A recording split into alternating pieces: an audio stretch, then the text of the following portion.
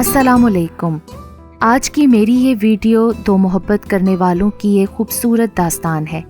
کہانی شروع ہونے سے پہلے اگر آپ میرے چینل پر نیو ہیں تو اردو سینٹر پلس کو سبسکرائب کر کے بیل نوٹیفیکیشن کو آن کر دیں تاکہ آپ کو ملتی رہیں تمام چینل اپڈیٹس۔ کہانی پسند آنے پر ویڈیو کو لائک اور شیئر ضرور کیجیے۔ مجھے دیکھنے دے قریب سے، میری چشم نم کو زکات دے۔ جھٹپٹے کا وقت تھا، آسمان پر کہیں کہیں سرمئی بدلیاں اڑتی پھر رہی تھیں۔ سرے شام کیاریوں کو پانی دیا گیا تھا جس کے باعث فضا میں مٹی کی سوندھی خوشبو کے علاوہ انواع اقسام کے پھولوں کی مہک رچی تھی۔ جامن کے پیڑ پر کوکتی کوئل کی کوک اور دور چکی کی چک چکا چک کی آواز میں عجیب سا تال میل تھا۔ وہ 18 روز بعد زید کے آنے کی خبر سن کر حویلی آیا تھا۔ صحن عبور کرتے وہ لمبے برآمدے کے 3 سٹیپ چڑھ کر آستین موڑتا اپنے ہی دھیان میں تھا کہ چھناکے کی آواز پر نگاہ دائیں جانب اٹھی تو ہاتھ ایک زاویے پر ساکت رہ گیا۔ وہ سرمئی اور سرخ لون کے خستہ حال سوٹ میں ملبوس تھی اور آنے والے کی طرف بے خودی سے متوجہ تھی، جبکہ آنے والے کو بھی اپنی بصارتوں پر شبہ ہوا۔ کیا وہ اجڑے حال لڑکی عدن بلال ہے؟ وہ عدن بلال جس کی شاہانہ شخصیت اور وقار کا وہ نہ چاہتے ہوئے بھی قائل تھا؟ وہ شہزادیوں جیسی آن بان والی کیسے بھکارن کے روپ میں کھڑی تھی؟ تبھی ہلکے سے کھٹکے کی آواز پر وہ چونک کر ہال کمرے کی باہر آتے زید کی طرف متوجہ ہوا تو لبوں کو دلکش مسکان چھو گئی۔ عدن کی آنکھیں تیزی سے نم ہوئیں۔ زید گرم جوشی سے بھائی پکارتا اس کی طرف لپکا۔ کہاں سے لاؤں اتنا صبر؟ تم تھوڑا کیوں نہیں مل جاتے؟ اس کی پشت پر نگاہیں جمائے عدن بے بس ہوئی تھی۔ یہ آپ کیا کہہ رہی ہیں بڑی اماں؟ زید نے بے یقینی سے تائی کی طرف دیکھا۔ آپ لوگ ایسا کیسے کر سکتے ہیں؟ دکھ، حیرت، بے یقینی کیا کچھ نہ تھا لہجے میں۔ یہ ہم نے نہیں کیا، ان کا انداز روکھا سا تھا۔ تو پھر کون ذمہ دار ہے؟ اب کی بار وہ ماں سے مخاطب تھا۔ سکندر۔ ماں نے گہری سانس لیتے گویا اعتراف جرم کیا، جبکہ اس بار لگنے والا جھٹکا اس قدر شدید تھا کہ وہ چند لمحوں تک کچھ بول ہی نہ پایا۔ فیروز چاچو جانے کب وہاں آئے تھے اور اب اس کے شوق چہرے پر نگاہیں جمائے بیٹھے تھے۔ سکندر بھائی اتنے ظالم کیسے ہو سکتے ہیں؟ بے یقین لہجے میں خود کلامی کرتے اس نے تائی کو گھورا۔ اس میں ظلم والی کیا بات ہے؟ تائی کے سرد انداز پر سر اٹھایا تو آنکھیں سرخ تھیں۔ یہ ظلم نہیں بلکہ ظلم کی انتہا ہے بڑی امی۔ زید تم اس معاملے سے دور رہو، یہ مسئلہ تمہارا نہیں ہے، یہ میرے بھائی کا معاملہ ہے نا، تو اس کا تعلق مجھ سے بھی ہے۔ تمہیں کیوں اس سے اتنی ہمدردی ہو رہی ہے؟ تائی نے مشکوک نگاہوں سے اسے گھورا تو زید کا چہرہ سرخ پڑ گیا۔ مجھے اس سے نہیں اپنے بھائی سے ہمدردی ہے۔ اگر تمہارا کوئی جوان سال بیٹا دنیا سے جاتا اور یہ منحوس لڑکی بدلے میں یہاں آتی، تب میں دیکھتی کہ تمہیں کس سے ہمدردی ہے زید۔ تائی کا لہجہ بھرا گیا۔ عابدہ نے ان کے ہاتھ اپنے ہاتھ میں بھینچے اور اپنے بیٹے کو گھورا۔ معافی مانگو زید تائی سے۔ میں نے ایسا کیا کیا ہے اماں؟ اور بھائی؟ زید، اماں نے درستی سے اسے ٹوکا تو اس نے لب بھینچ لیے۔ تم اس معاملے میں کچھ نہیں بولو گے اور معافی مانگو۔ آئی ایم سوری بڑی امی۔ آنکھوں میں ہٹ دھرمی اور تنی گردن کے ساتھ سوری کہتے وہ جھٹکے سے اٹھ کر ڈیرے پر سکندر کی طرف روانہ ہوا۔ وہ جس اعتماد اور مان بھروسے پر بھائی کے پاس گیا تھا، اس سے دگنی شکستگی سے اپنے ٹوٹے مان کی کرچیاں لیے پلٹا تھا۔ گاڑی وہیں چھوڑ کر وہ پچھلے 25 منٹ سے پیدل چل رہا تھا۔ بادامی قمیض پسینے میں بھیگ کر جسم سے چپک گئی تھی۔ دن کے 2 بجے کا وقت تھا، سورج خوب چمک رہا تھا، مگر وہ موسم کی شدت سے بے نیاز بس چلتا ہی جا رہا تھا۔ پاؤں کے نیچے مٹی کا ڈھیلا آیا تو وہ لڑکھڑا گیا، پھر جھک کر ڈھیلا اٹھاتے پوری قوت سے دور اچھال دیا۔ کیوں آخر کیوں؟ وہ حلق کے بل چیخا۔ پلیز مجھ سے اس انداز میں بات مت کریں بھائی، میں آپ کی بے رخی سہ نہیں پاؤں گا۔ تم اس معاملے سے دور رہو زید، یہ میرا اور اس خاندان کا مسئلہ ہے۔ وہ اس خاندان کا نہیں، اس لڑکی کا معاملہ ہے جو آپ کی بیوی ہے۔ Just shut up. سکندر کے 3 حروف نے زید کے منہ پر گویا تماچا دے مارا تھا۔ جب کہہ رہا ہوں کہ اس معاملے سے دور رہو تو تمہیں دور رہنا چاہیے، نہ کہ بحث کرتے جاؤ۔ چلے جاؤ یہاں سے۔ زید نے ضبط سے سرخ پڑتی نگاہیں سورج پر جمائیں تو آنکھوں میں شدید جلن کے باعث نمی چھا گئی۔ اذیت کی انتہا تھی، مگر پھر بھی ان لفظوں کی شدت سے کم جو سکندر نے کہے تھے۔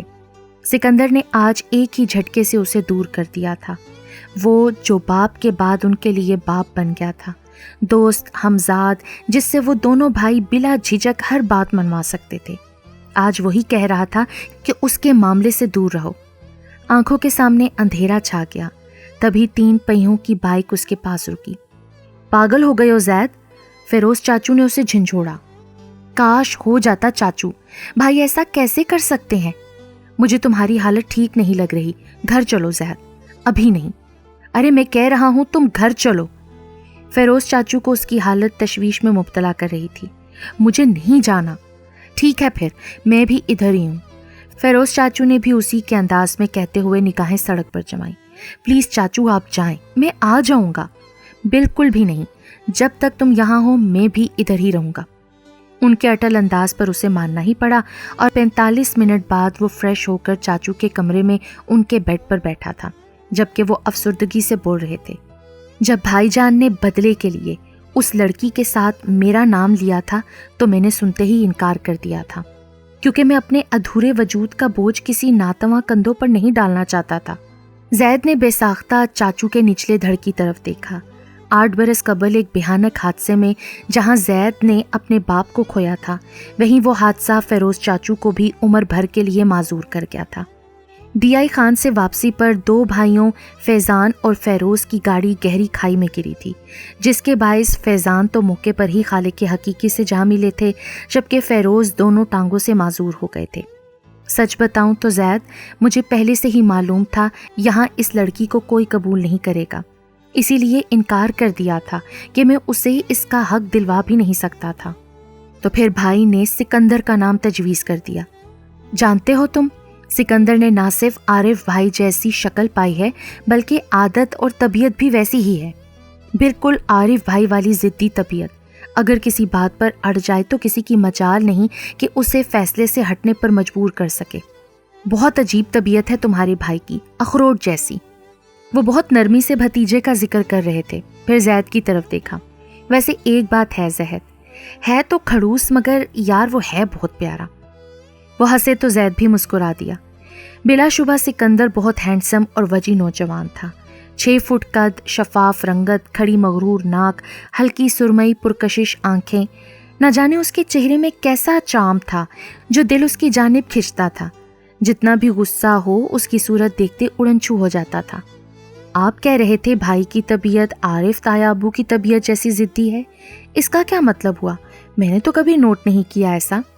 تایا ابو اور ضدی طبیعت، بات میری سمجھ میں نہیں آئی چاچو۔ تم آپا والے قصے کو بھول گئے ہو کیا؟ پھپھو کا کیسا معاملہ چاچو؟ کبھی دیکھا ہی نہیں انہیں، وہ کہاں ہیں؟ دیکھ بھی کیسے سکتے ہو، 22 برس قبل انہیں دیس نکالا دیا جا چکا تھا۔ انہوں نے افسردگی سے کہتے نگاہیں چھت پر جمائیں۔ پلیز چاچو بتائیں نا یہ کیا معاملہ ہے پھپھو کا؟ وہی معاملہ جو روایتی جاگیردار گھر والوں کا خاصہ ہے۔ صفدر ملک بھائی صاحب کے ہی بہترین دوست تھے، نہ جانے انہوں نے کیسے آپا کو دیکھ لیا، پھر عزت سے رشتہ بھیجا، مگر بھائی صاحب نے اسے انا کا مسئلہ بنا لیا اور انکار کر دیا۔ لیکن ابا جی نے صفدر صاحب کے بارے میں چھان بین کی اور رشتہ قبول کر لیا۔ اس بات کو عارف بھائی صاحب نہیں بھولے ابھی تک۔ کمال ہے چاچو۔ اچھا تم اس قصے کو چھوڑو، تم کیا چاہتے ہو سکندر کے معاملے میں؟ میرے چاہنے سے کیا ہو جائے گا چاچو؟ پھر بھی پتہ تو چلے۔ میں چاہتا ہوں بھائی عدن کو بحیثیت بیوی قبول کریں۔ ارے کر تو لیا ہے قبول، وہ بھی 3 بار، اب مزید کیا کرے بھائی؟ اسے قبول کرنا کہتے ہیں چاچو؟ خود شہر میں ڈیرا جما رکھا ہے، بیوی کو ملازمہ کی حیثیت دیکھ کر کال کوٹری میں ڈالا ہوا ہے۔ آپ نے اس لڑکی کی حالت دیکھی، کیسی خستہ اور اجڑی ہوئی ہے۔ چاہے جیسے ہی حالات میں صحیح، لیکن چاچو وہ اب اس گھر کی بہو ہے۔ دیکھ تو سب کچھ رہا ہوں بیٹا کہ اگر ہم نے اس لڑکی کو سکندر کے بارے میں سچائی بتائی تو پھر کسی کے حق میں اچھا نہیں ہوگا۔ چاچو کیا آپ کو بھی غصہ آتا ہے عدن پر؟ مجھے کیوں آتا ہوگا غصہ؟ اس کے باپ کی وجہ سے ہم نے سیف کو کھو دیا ہے نا۔ ہاں بیٹا غصہ تو ہے، مگر اس کے باپ پر۔ جوان بیٹا کھونا آسان نہیں، مگر حقیقت یہ بھی ہے نا کہ لکھا کوئی ٹال نہیں سکتا، اور میں ایسے مردوں کی مردانگی پر لعنت بھیجتا ہوں جو خود کو بچانے کے لیے بہن بیٹیوں کو قربان کر دیتے ہیں۔ سنا تو یہاں تک ہے کہ بہت نازوں سے پالا تھا بیٹی کو، اور صورتحال یہ ہے کہ جب سے اس گھر میں اس کو دیا ہے پلٹ کر نہیں پوچھا کہ آیا وہ زندہ بھی ہے یا مر گئی۔ تم دعا کرو زید سکندر کا دل اس بچی کے لیے نرم ہو جائے۔ اور دل نرم کیسے ہوتے ہیں چاچو؟ محبت سے۔ محبت؟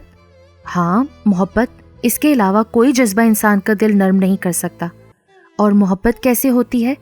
محبت کی نہ تو وجوہات ہوتی ہیں نہ علامات کہ یہ کوئی مرض نہیں، یہ تو بس ہو جاتی ہے، اور جب ہو جاتی ہے تو انسان کو بدل بھی دیتی ہے۔ تو اب ہمیں دعا مانگنی چاہیے کہ سکندر صاحب کو بھی محبت ہو جائے۔ زید ہنسا تو وہ بھی مسکرا دیے۔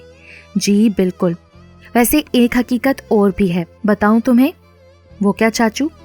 یہ جو موم کا دل رکھنے والے لوگ خود پر مصنوعی سختی کا خول چڑھا لیتے ہیں نا، اسے اتارنا بہت آسان ہوتا ہے۔ صحیح کہا چاچو آپ نے۔ ایک کپ اسٹرانگ سی چائے بنا دیں۔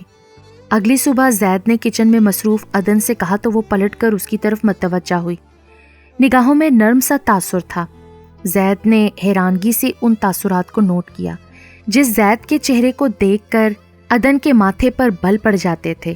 اس کے لیے ایسے نرم تاثرات باعث حیرت ہی تو تھے۔ السلام علیکم، کیسے ہیں آپ؟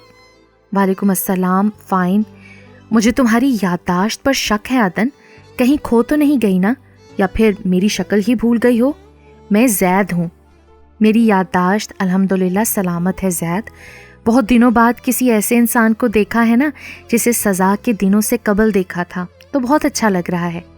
زید کو اس کے لہجے سے خوف آیا۔ عدن میں ریکویسٹ کرتا ہوں، پلیز میرے بھائی کے لیے کبھی بد دعا مت کرنا۔ میں ایسا کیوں کروں گی زید؟ اس سے قبل کہ وہ کچھ کہتا صفیہ وہاں آ گئی۔ تم یہاں کیا کر رہے ہو زید؟ جاؤ یہاں سے۔ زید جھٹکے سے پلٹ کر باہر نکل گیا۔ اور لڑکی؟ اب انہوں نے عدن کو گھورا۔ جاؤ تم احمد کے کپڑے استری کرو۔ اور اس احمد نام نے دل کی بستی کو تہو بالا کر دیا۔ یا اللہ، آج اس شخص سے سامنا نہ کرانا، مجھے اس آزمائش میں مت ڈالنا۔ کسی کے نکاح میں ہوتے ہوئے میں نامحرم کو سوچتی ہوں۔ وہ کمرے کی طرف جاتے ہوئے گڑ گڑا کر دعا گو تھی، مگر آپ تو جانتے ہیں نا اللہ میاں، میں جان بوجھ کر ایسا نہیں کرتی۔ گویا وہ اللہ پاک کو اپنی صفائی پیش کر رہی تھی۔ کاش وہ شخص اس وقت کمرے میں ہی ہو، اسے ایک نظر ہی سے ہی دیکھ تو لوں۔ دہلیز تک پہنچتے اپنی سابقہ دعا کو فراموش کرتے اس شخص کو دیکھنے کی چاہ نے اسے بے بس کیا تو پھر دعا مانگی۔ اپنی بے بسی پر آنکھیں بے ساختہ نم ہوئیں۔ تیزی سے پلکیں جھپک کر نمی اندر اتارتے کھلے دروازے پر دستک دیتے ہوئے اندر داخل ہو گئی۔ نگاہ سیدھی بیڈ کی طرف گئی جہاں کپڑوں کو ہونا چاہیے تھا مگر کمرے کا مکین بھی موجود نہیں تھا۔ کیا کروں اب؟ وہ کڑھائی، نہ جانے کیا چیز اسے رلا رہی تھی۔ تبھی ڈریسنگ روم کا دروازہ کھلا، خوشبو کا مخصوص جھونکا اندر آیا تو نگاہ جھک گئی۔ اس کے سامنے ایک چٹ بیڈ پر پھینکی گئی۔ عدن نے چٹ اٹھائی جس پر ایک جملہ لکھا تھا، بلیک شرٹ پریس کر دو۔ اس نے نگاہ اٹھائی، وہ رائٹنگ ٹیبل کے پاس کھڑا تھا۔ ٹراؤزر پر سفید ٹی شرٹ، بے ترتیب بال، الماری سے شرٹ لے کر وہ پلٹی تو وہ برہم تاثرات کے ساتھ اس کی طرف متوجہ تھا۔ اس کا چہرہ سرخ ہو گیا۔ ارے کیا خطا ہو گئی مجھ سے؟ اسے ہاتھ سے رکنے کا اشارہ کرتے خود آگے بڑھ کر نئی شرٹ نکال کر اس کی طرف بڑھائی اور فضا میں ہاتھ سے زگ زیگ کرتے جانے کیا کہا۔ عدن پر حیرتوں کا پہاڑ ٹوٹ پڑا۔ احمد اس سے مخاطب تھا۔ یا اللہ، مگر اس کی بدقسمتی کہ اسے اشاروں کی زبان سمجھ میں نہیں آتی تھی، اور سامنے والے کو بھی اس کے تاثرات سے اندازہ ہو گیا کہ وہ بھینس کے سامنے بین بجا رہا ہے۔ اسی لیے تیزی سے رائٹنگ ٹیبل پر جھکتے لکھ کر اس کے سامنے کہا، جلدی کرو میں لیٹ ہو رہا ہوں۔ میں ابھی لاتی ہوں۔ وہ تیزی سے باہر نکلی اور جب احمد شاور لے کر نکلا عین اسی لمحے وہ بھی اندر داخل ہوئی تھی۔ شرٹ لیتے سر ہلایا، یعنی تھینک یو۔ ناشتہ یہیں لے آؤں صاحب؟ اس نے سر کو نفی میں جنبش دی۔ احمد نے سوالیہ ابرو اٹھاتے اسے گھورا، مگر عدن پر ذرا جو اثر ہوا ہو۔ تعصب سے سر جھٹکتے نوٹ پر جملہ لکھتے اس کی نگاہوں کے سامنے کیا، تم جاؤ، مجھے شرٹ چینج کرنی ہے۔ عدن پر گھڑوں پانی پڑا۔ وہ گولی کسی تیزی سے کمرے کی چوکھٹ عبور کر گئی۔ آخر تمہیں ایسی بے مصرف چیزوں کی ضرورت کیوں پیش آ گئی ہے؟ عدن نے رمیسہ کو بری طرح گھورا۔ وہ عدن کو زبردستی شاپنگ کے لیے گھسیٹ لائی تھی. اس نے بہت انکار کیا مگر وہ رمیسہ ہی کیا جو کسی کی مان لے. فون پر اس کے بابا سے اجازت لے کر وہ اسے اپنے ہمراہ لے آئی تھی. 1-2 ڈریسز کے بعد پچھلے 25 منٹ سے وہ ڈیکوریشن پیسز کا پوسٹ مارٹم کر رہی تھی، جبکہ عدن کے صبر کا پیمانہ لبریز ہو چکا تھا. زیادہ عرصہ نہیں ہوا تھا ان کی دوستی کو. عدن بلال کا تعلق گوٹ سہراب نامی گاؤں سے تھا. 4 بھائیوں کی اکلوتی لاڈلی بہن تو باپ کی جان بھی عدن میں مقید تھی. وہ اپنے خاندان کی پہلی لڑکی تھی جو حویلی کی 4 دیواری سے باہر یوں پڑھائی کے سلسلے میں ہاسٹل میں مقیم تھی. سرو قد، دبلی پتلی، کھلتی گندمی رنگت، گہری سبز آنکھیں، لمبے سیاہ سلکی بال، مجموعی طور پر وہ بہت پرکشش تھی جس کی ذات میں باپ بھائیوں کا دیا بھروسہ جھلکتا تھا.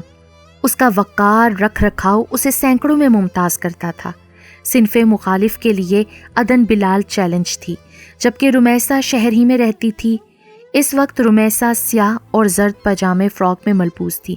وہ جھنجھلا کر ایک جگہ ٹک گئی جبکہ رمیسہ آگے بڑھ گئی. تبھی رمیسہ نے اسے اپنی طرف آنے کا اشارہ کیا. اس نے قدم بڑھائے، پھر بوکھلا کر سر سے پھسلتی چادر پر ہاتھ رکھ کر روکنا چاہا مگر چادر ڈھلک کر شانے تک آ گئی.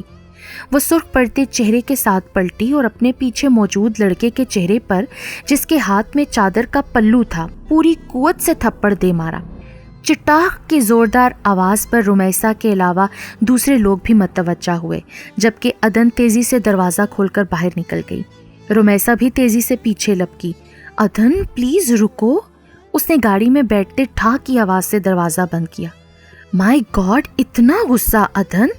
رمیسہ نے خود کو سیٹ پر گراتے جھرجھری لی، پھر عدن کا سرخ چہرہ دیکھا. تم نے بنا سوچے سمجھے اس لڑکے کو تھپڑ دے مارا عدن؟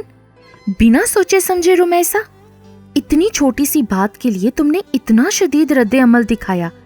چھوٹی سی بات؟ کسی کے سر سے یوں سر عام چادر اتارنے کا مطلب جانتی ہو تم رمیسہ؟ اس نے دانت پیسے.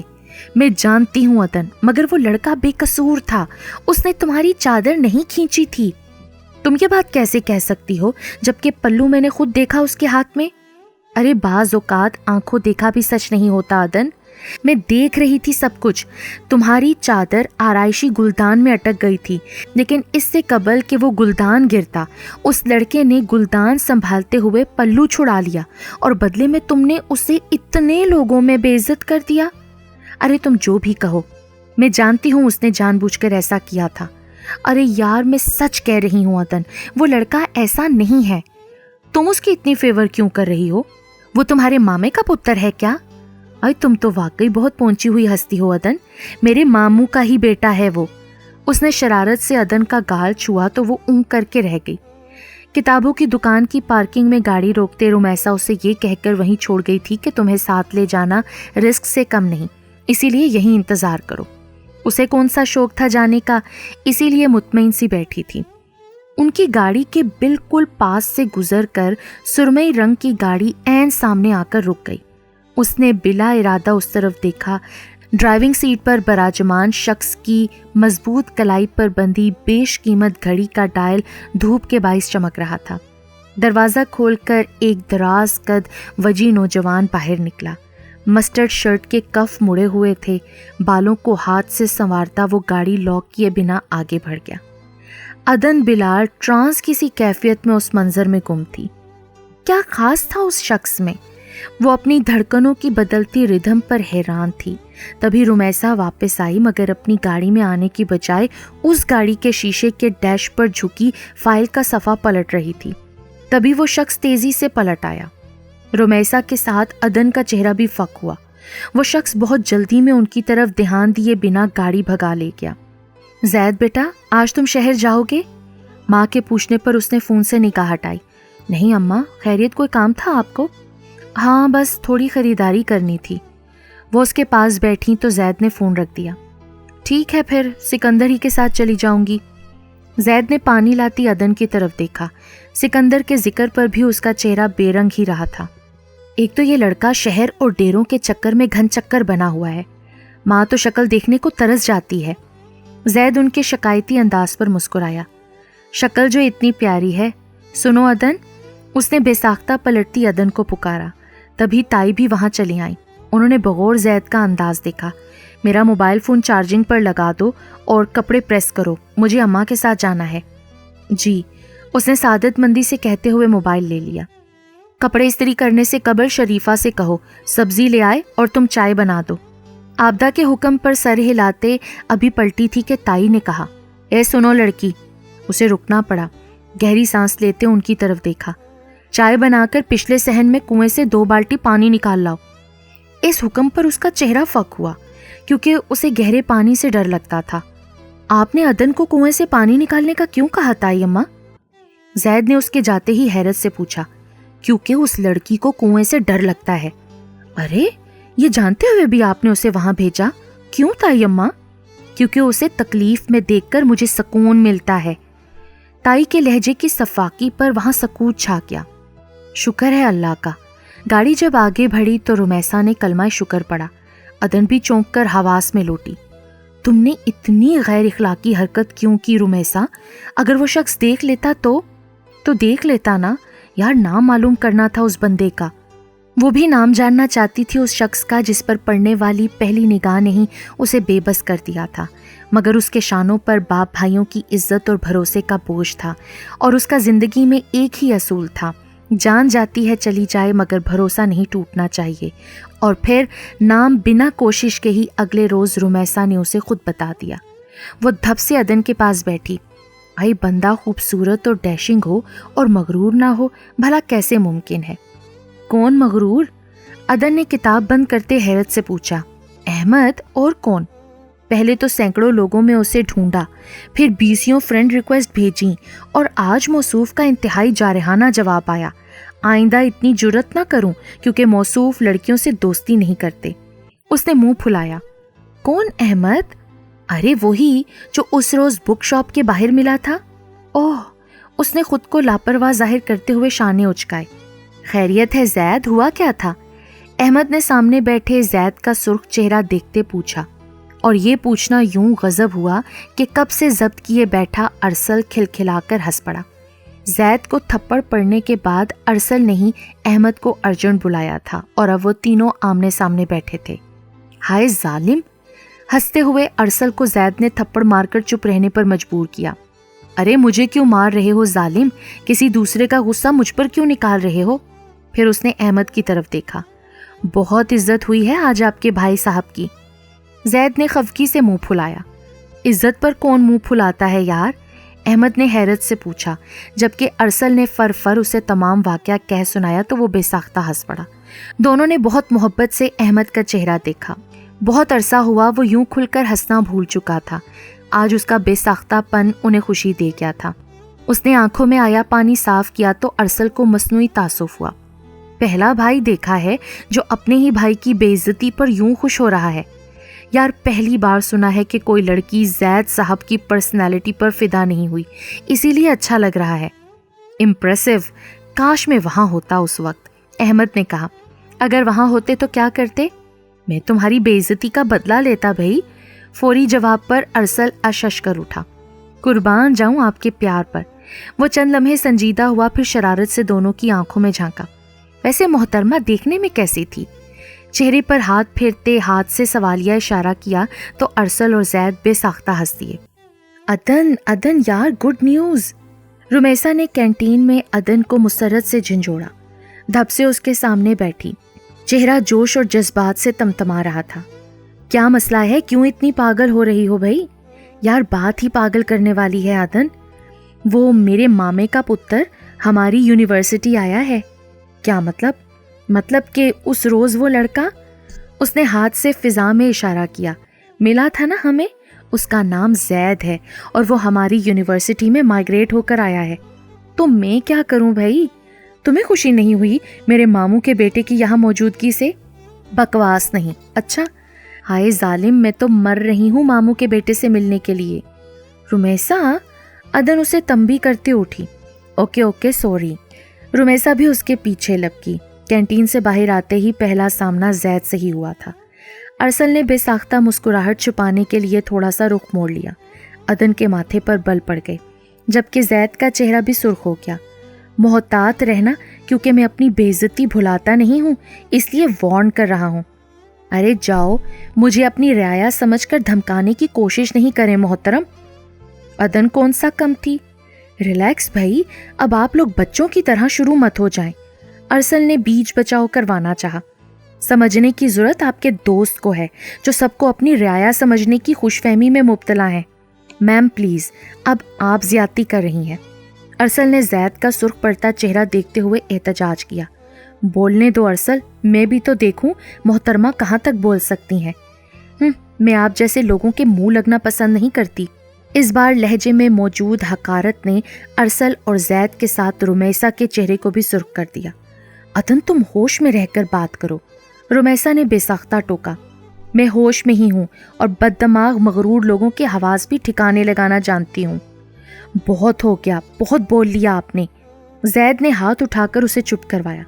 یاد رکھنا عدن، آئندہ اگر ایسے لہجے میں مجھ سے بات کی تو میں پھر تمہارے لڑکی ہونے کا بھی لحاظ نہیں کروں گا، اور جب میں لحاظ کرنے کی مرضی لے کر آپ کی خدمت میں حاضر ہوں تو بے شک مت کیجیے گا، کیونکہ میں آپ جیسے لوگوں کو جوتے کی نوک پر رکھتی ہوں۔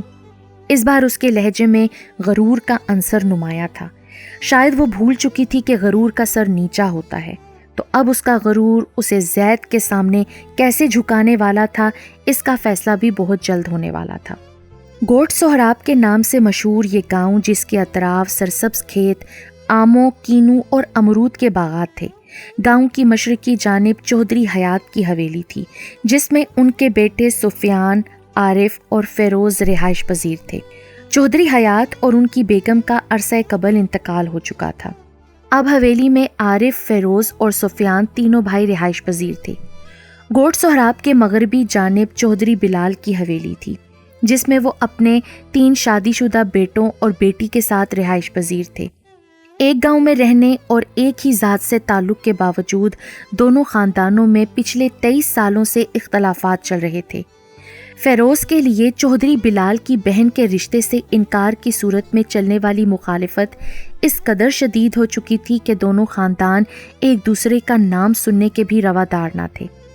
اس گاؤں میں ہر سال بیل ریس کا مقابلہ ہوتا تھا، جس میں آس پاس کے گاؤں سے بھی لوگ شریک ہوتے تھے، مگر نگاہیں دونوں چودھریوں کے بیلوں پر ٹکی ہوئی تھیں۔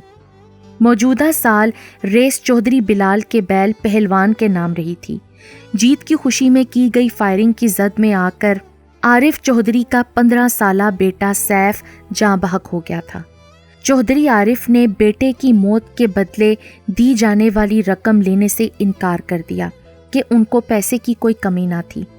چودھری عارف کا کہنا تھا کہ اگر میں اپنے اس دنیا سے جانے والے بیٹے کو روں گا تو رونا تو پھر بلال چودھری کو بھی پڑے گا اپنی زندہ بیٹی کے لیے۔ چودھری بلال نے اپنی بیٹی دینے سے انکار کر دیا۔ تب چودھری عارف نے کہا، ٹھیک ہے، تمہیں اپنی بیٹی نہیں دینی تو پھر بیٹا دو، تاکہ میں اسے اپنے ہاتھوں سے گولی مار کر اپنے بیٹے کے خون کا بدلہ لے لوں۔ اور پھر یہاں چودھری بلال ہار گئے کہ اس صورت بیٹی زندہ تو رہے گی، اور یوں عدن بلال کو آنن فانن بلا کر 2 کپڑوں میں سکندر سے منسوب کر کے چودھری عارف کی حویلی رخصت کر دیا گیا۔ سب کچھ اتنا اچانک ہوا تھا کہ عدن کا دماغ معاف ہو گیا۔ زید اور ارسل اسے بھابھی کے روپ میں دیکھ کر فوراً واپس چلے گئے تھے۔ وجہ یہ نہ تھی کہ انہیں اس سے نفرت تھی، بلکہ وہ اس لڑکی کا جھکا سر نہیں دیکھ سکتے تھے۔ گھر آتے ہی جب عدن کو تائی کے سامنے کھڑا کیا گیا تو انہوں نے پوری قوت سے اسے تھپڑ دے مارا۔ عدن گر گئی۔ صفیہ تائی نے بالوں سے گھسیٹ کر دوبارہ سامنے کھڑا کیا۔ عابدہ نے کچھ کہنا چاہا مگر کچھ سوچ کر لب بھینچ لیے۔ اس وقت مرد حضرات گھر میں نہیں تھے۔ بھابھی پلیز، عابدہ نے عدن کے نرم و نازک گالوں پر انگلیوں کا نشان دیکھتے انہیں روکنا چاہا۔ تم مت بولو عابدہ، یہ میرے بیٹے کے قاتلوں کی بیٹی ہے، اسے تکلیف ہوگی تو وہ بھی تڑپیں گے جیسے میری ممتا تڑپتی ہے۔ انہوں نے عدن کی چوٹی کو جھٹکا تو وہ بلبلا کر رہ گئی۔ اس کی ازلی ضد اور غصہ اونت کر آیا تو صفیہ کے ہاتھ اس نے ایک دم جھٹکے۔ آپ میرے ساتھ ایسا سلوک ہرگز نہیں کر سکتی۔ ایک لمحے کے لیے تو دونوں خواتین اس کی جرت پر ہکا بکا رہ گئیں۔ اگر آپ نے آئندہ میرے ساتھ ایسا سلوک کرنے کی کوشش کی تو پھر دیکھیے گا، میں کوئی کمی نہیں ہوں جسے آپ ٹارچر کریں گی۔ ورنہ کیا کر لو گی تم؟ صفیہ تائی غرائی۔ یہ تو آپ کو پھر وقت ہی بتائے گا۔ اس کا انداز چیلنجنگ تھا۔ وقت کو چھوڑو، تم مجھے ابھی بتاؤ کہ کیا کر لو گی تم؟ انہوں نے اسے پھر جھنجھوڑا، پھر ایک جھٹکے سے چھوڑ کر رضیہ کو پکارا جو اگلے ہی پل حاضر ہو گئی۔ جی بی بی جی، لے جاؤ اسے اور کام پر لگاؤ اپنے ساتھ، رہے گی بھی تمہارے ہی ساتھ۔ عدن بھی جانے کیا سوچ کر چپ ہو گئی۔ وہ رضیہ کے ساتھ جو تقریباً اسی کی ہم عمر تھی اور حویلی کی کل وقتی ملازمہ تھی کیونکہ اس کے ماں باپ کا انتقال ہو چکا تھا، وہ حویلی کی پچھلی جانب کمرے میں رہتی تھی جہاں کنواں تھا اور انواع و اقسام کے پودے تھے۔ 5 روز اس نے بنا چوں چرا کیے تمام کام رضیہ کے ساتھ سر انجام دیے۔ اس نے کبھی کسی کام کو ہاتھ نہیں لگایا تھا اپنی حویلی میں، اور اب جب کر رہی تھی تو ہاتھوں پر آبلے پڑ گئے۔ 5ویں دن 11 بجے وہ اڑیل گھوڑی کی طرح تائی کے سامنے کھڑی تھی۔ رضیہ کا خستہ سا سرمئی سوٹ پہنے، الجھے بال، بے رونق چہرہ۔ مجھ سے نہیں ہوتے یہ سب کام۔ اس کے انداز پر عابدہ نے مسکراہٹ چھپانے کے لیے بے سختہ چہرہ جھکا لیا۔ تبھی فیروز چاچو ویل چیئر پر اتر آئے۔ عدن انہیں دیکھ کر نروس ہوئی کہ بہرحال حویلی میں اس کا آج پہلی بار سامنا ہوا تھا کسی مرد سے۔ کیا بات ہے؟ انہوں نے رسانیت سے پوچھا۔ بادامی شلوار سوٹ میں ملبوس باوقار سے وہ بہت وجیح انسان تھے، البتہ ان کی معذوری نے عدن کو ایک پل کے لیے ساکت کر دیا، پھر سر کو نفی میں جنبش دی۔ پر کچھ تو ہے نا، ابھی آپ کچھ کہہ رہی تھیں؟ انہوں نے اس سے نرمی سے پوچھا تو عدن نے ان کی طرف دیکھا تو جانے کیوں اسے لگا وہ چہرہ پہلے بھی کہیں دیکھ چکی ہے۔ اس خیال کو جھٹکتے اس نے اپنے ہاتھ ان کے سامنے پھیلائے۔ مجھ سے گھر کے کام نہیں ہوتے، اور تائی جان، بکواس بند کر، میں کوئی تائی نہیں ہوں تمہاری، اور نہ ہی تمہارا کوئی رشتہ ہم سے۔ اس گھر میں سب تمہارے لیے صاحب اور بی بی کا درجہ رکھتے ہیں، آئندہ ایسی غلطی مت کرنا۔ بھابھی پلیز، فیروز صاحب نے اس کی گلابی نرم ہتھیلیوں پر آبلے دیکھتے افسوس سے کہا۔ تم مت بھولو فیروز، یہ میری مجرم ہے، میرے بیٹے کے قاتلوں کی بیٹی، تو اسے سزا دینے کا حق بھی میرا ہے، اور جب سکندر کو کوئی اعتراض نہیں تو تم کیوں اس معاملے میں بول رہے ہو؟ فیروز چاچو حیران رہ گئے اور بے ساختہ پلٹے، مگر سکندر کا نام سنتے عدن جھٹکے سے پلٹ کر دہلیز پھلانگ گئی۔ عدن کا ضدی پن اود کر آیا، وہ دھپ سے برآمدے کی سیڑھیوں پر بیٹھی۔ کیوں؟ جب میں نے کوئی جرم ہی نہیں کیا تو کیوں سزا کو بھگتوں؟ میں بھی دیکھتی ہوں کیا کر لیتی ہیں یہ بڑی بی بی۔ وہ جھٹکے سے اٹھ کر کچن میں آئی جہاں رضیہ برتن دھو رہی تھی۔ ٹھنڈے پانی کا گلاس پیتے ہوئے اس نے رضیہ کو پکارا۔ موجودہ حیثیت کے باوجود اس کے لہجے اور انداز میں مالکانہ استحقاق تھا۔ رضیہ فوراً متوجہ ہوئی۔ جی بی بی، وہ تمہارے صاحب کہاں ہوتے ہیں؟ نہ جانے وہ سکندر کا نام لیتے ہوئے کیوں جھجک گئی تھی۔ کون سے صاحب بی بی جی؟ اس سے قبل کہ وہ کچھ بتاتی صفیہ نے اسے پکار لیا۔ عدن نے بے جان ٹانگوں سے فرش پر بیٹھتے ہوئے گھٹنوں پر چہرہ ٹکائے تھکان سے پلکیں موندی تو چھم سے ایک دلکش چہرہ نگاہوں کے سامنے آ گیا۔ اس نے گھبرا کر آنکھیں کھولیں، تبھی رضیہ واپس آ گئی۔ توبہ، احمد صاحب کے غصے سے تو اللہ ہی بچائے۔ کون احمد؟ عدن جھٹکے سے اٹھی۔ چھوٹے صاحب اور کون؟ وہ نروٹھے پن سے بولی۔ جتنے اچھے ہیں اتنے ہی غصے والے بھی ہیں۔ اچھا ٹھیک ہے رضیہ، میں آج کچھ نہیں کروں گی۔ ٹھیک ہے بی بی، میں کر لوں گی۔ تمہارے پاس کپڑے ہوں گے رضیہ؟ دراصل مجھے شاور لینا ہے۔ ہاں جی بالکل ہیں، بلکہ ٹرنک میں پڑے ہیں نئے کپڑے، پچھلے دنوں ہی احمد صاحب نے مجھے دلائے تھے، میں نے نہیں پہنے، آپ پہن لیں۔ پر تم نے کیوں نہیں پہنے تھے؟ قیمتی ہے نا جی، اس لیے۔ قیمتی لباس تو مالکوں کے لیے ہوتے ہیں نا۔ ایسے نہیں کہتے رضیہ، تمہیں صاحب نے دلائے تھے تو تم کو پہننے چاہیے تھے نا، وہ کتنے پیار سے لائے ہوں گے تمہارے لیے۔ عدن نے نرمی سے سمجھایا تو وہ مسکراتی۔ آپ بھی بالکل صاحب جیسی باتیں کرتی ہیں بی بی، مالک ہیں جی آپ لوگ۔ ارے رضیہ، اگر تم غور کرو تو میں مالک نہیں ملازمہ ہی ہوں، تمہارے ساتھ رہتی ہوں، نیچے سوتی ہوں، تمہارے ہی کپڑے پہن رہی ہوں، تو پھر مالک کیسے ہوئی میں؟ یہ تو جی ابھی بی بی صاحبہ کو غصہ ہے نا، اس لیے۔ بیٹے کی موت کو کتنا ہی عرصہ گزرا ہے، اس لیے آپ سے بدلہ لینے کے لیے ایسا کرتی ہیں۔ جب ان کا غصہ اتر جائے گا تو آپ مالکن بن جائیں گی۔ رضیہ پر یقین تھی۔ وہ تھکے تھکے قدموں سے کوارٹر کی طرف بڑھ گئی۔ دوبارہ پھر وہ حویلی نہیں گئی۔ شام ڈھلے اس نے کھڑکی کھولی جہاں سے حویلی کا پچھلا صحن صاف نظر آتا تھا۔ سرسبز لان، کنواں اور پھولوں کی بہتات تھی۔ آج وہ شخص جانے کیوں بھلائے نہیں بھول رہا تھا، جسے پہلی نظر میں دیکھتے ہی اس کی دھڑکنیں بے ترتیب ہو گئی تھیں۔ بار بار اس کا چہرہ نگاہوں کے سامنے آ رہا تھا جسے وہ بار بار جھٹک رہی تھی۔ उसने थक कर खिड़की में नस्ब सलाखों पर पेशानी टिकाई। चंद लम्हों बाद किसी अजीब एहसास के तहत निगाह उठाई तो शॉक्ड रह गई। सुरमई कॉटन के शलवार सूट में मलबूस वो शख्स उसे अपना वहम ही तो लगा था। बार बार पलके झपकने के बावजूद भी वो निगाहों के सामने जूं का तूं मौजूद रहा तो उसने बेसाख्ता दोनों हाथ सख्ती से लबों पर जमा लिए। वो वाकई अहमद ही था। फूलों के झुंड के पास कान में हैंड फ्री फंसाए वो कुछ सुन रहा था या किसी से बात कर रहा था। तभी उसने रज़िया को उसकी तरफ जाते देखा। न जाने वो क्या बात कर रहे थे। फिर वो पलटकर बैरूनी दरवाजे की तरफ बढ़ गया। अदन तेजी से हवेली की तरफ गई। निहायत दिलजमई से बिना कोई गलती किए रज़िया के साथ कामों में हाथ बटाया। लबों पर धीमी सी मुस्कान खेलती रही। हवेली में तुझे सिर्फ दोनों बेगम साहिबा ही होती हैं। बड़े साहब यानी चौधरी आरिफ वो अपने कामों पर ही होते हैं। सरपंच है ना अपने गांव और इर्द गिर्द के 12 गांव के, तो इसीलिए घर बहुत कम आते हैं। सिकंदर साहब भी उन्हीं के साथ मसरूफ़ होते हैं, जबकि छोटे साहब शहर में रहते हैं। रज़िया मुसलसल बोलते उसे आगाह करती रही। आज अदन को उसका बिला वजह बोलना बुरा नहीं लग रहा था। वो चुपचाप उसकी बताई तफसील सुनती रही। खाने की मेज़ पर उसने सफ़िया ताई से अपनी सुबह वाली बदतमीज़ी पर माजरत की और अपनी मौजूदा हैसियत बतौर मुलाजमा कबूल कर ली। सिर्फ एक शख्स की मौजूदगी ने उसके बाग़ियाना अंदाज और अक्खड़पन को हरा दिया था। अहमद इस हवेली का मकीन था। अदन उससे जुड़े रिश्तों के दरमियान मौजूद थी। वो शख्स इसी हवेली में पला बढ़ा था। ये उसकी खुशनसीबी नहीं तो और क्या है कि वो अब उसकी निगाहों के सामने होगा। रात जब वो रज़िया के पास सोने के लिए लेटी तो आंखें बंद करते ही छम से वो निगाहों के सामने आ गया। रज़िया, जी बीबी, ये जो अहमद साहब हैं क्या करते हैं? उसने करवट बदल कर रज़िया को देखा, जिसने बेयकीनी सी अदन को देखा था। क्या करते हैं मतलब बीबी साहिबा? शाम को बताया तो था। वो हैरान और बेयकीन थी। उसकी इतनी लंबी तकरीर का शायद एक लफ्ज़ भी अदन ने नहीं सुना था। तो दोबारा बता दो ना यार, वो क्या करते हैं? अदन को कदरे शर्मिंदगी महसूस हुई। शहर में होते हैं जी, पढ़ाते हैं वहाँ उन बच्चों को जो बोल और सुन नहीं सकते। स्पेशल बच्चों को? वाह, उनके एक और भाई भी हैं। रज़िया ने फिर से उसे आगाह करना चाहा। अरकम नाम है उनका, अपनी माँ के पास हैं, थोड़े दिनों तक आ जाएंगे। अदन हैरान हुई।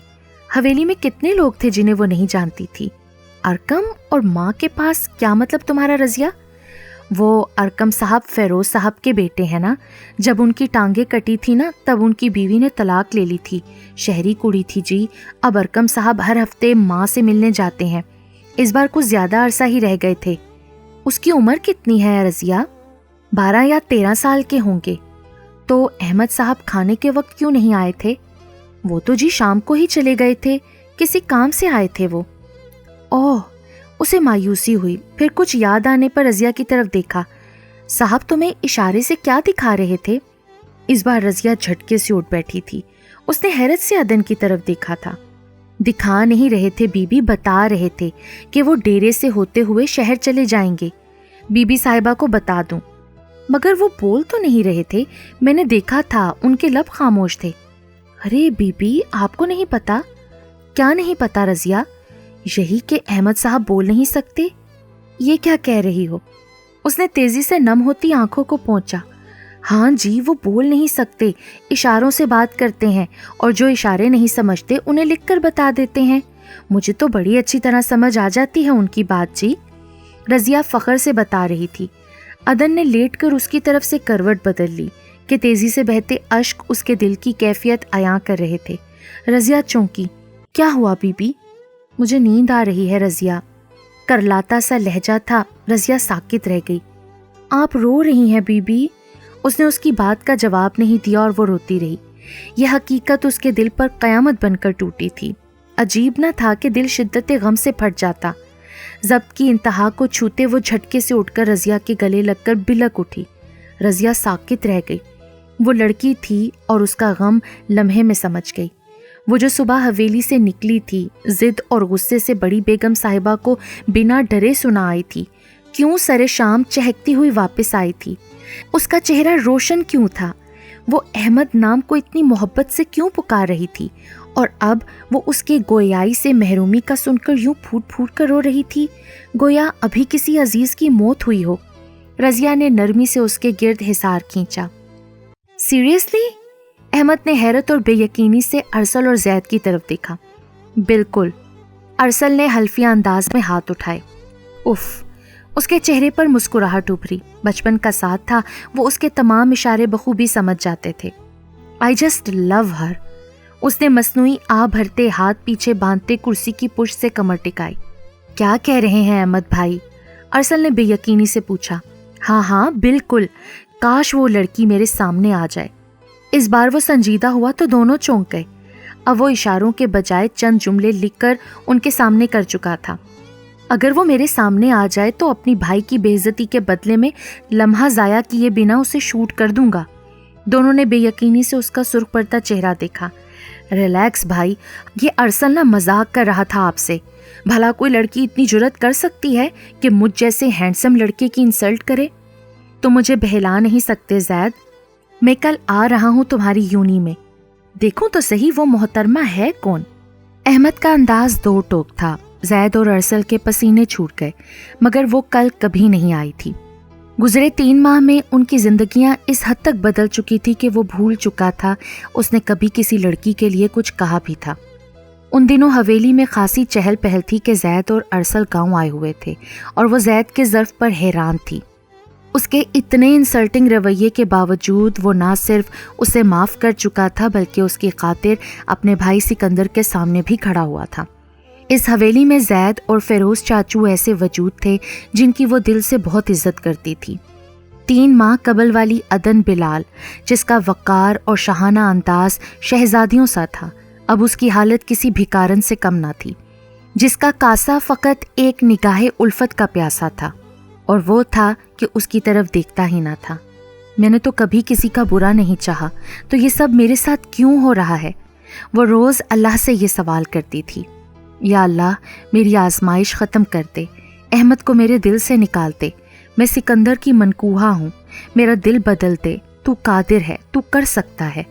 ہر رات سونے سے قبل وہ یہی دعا مانگتی، اور ہر صبح اس کی ابتدا ایک ہی دعا سے ہوتی، یا اللہ آج وہ شخص حویلی آ جائے۔ اس مغرور لڑکی کو محبت نے اس حد تک بدل ڈالا تھا کہ اس کی ذات کہیں گم ہو کر رہ گئی تھی۔ اب صرف ایک حقیقت تھی کہ وہ احمد کے پیارے رشتوں کی مرضی کے مطابق موم کی مانند ان کی منشا کے پیش نظر ڈھلتی جا رہی تھی۔ وہ یہ تک فراموش کر چکی تھی کہ اس کا سکندر نامی کسی شخص سے کوئی تعلق بھی ہے۔ گئے دنوں کی عزیز باتیں، نگار صبحیں گلاب راتیں، بساتے دل بھی عجیب شے ہے، ہزار جیتیں ہزار ماتیں، جدائیوں کی ہوائیں لمحوں کی خشک مٹی اڑا رہی ہیں۔ گئی رتوں کا ملال کب تک؟ چلو کہ شاخیں ٹوٹتی ہیں، چلو کہ قبروں پر خون رونے سے اپنی ہی آنکھیں پھوٹتی ہیں۔ صبح جب وہ کسی کام سے حویلی کی پچھلی طرف آئی تو قدم ٹھٹک کر ساکت ہو گئے۔ صبح کی پرنور ساعتوں میں اس شخص کو دیکھنا کس قدر دل فریب تھا۔ ٹانگے کنویں میں لٹکائے وہ منڈیر پر بیٹھا تھا، کان میں بلوٹوتھ تھا، اصل میں وہ اس کا آلہ سماعت تھا۔ وہ نہ جانے کب تک اس کی پشت پر نگاہیں جمائے کھڑی رہتی۔ جب اس نے اچانک اس کی طرف دیکھا تو وہ چونک کر اس کی طرف بڑھی۔ احمد نے بغور اسے دیکھا۔ سرخ اور مہندی رنگ کی لانگ شرٹ جس کی آستینیں شفون کی تھیں اور دوپٹہ بھی، یہ سوٹ اصل میں وہی لایا تھا۔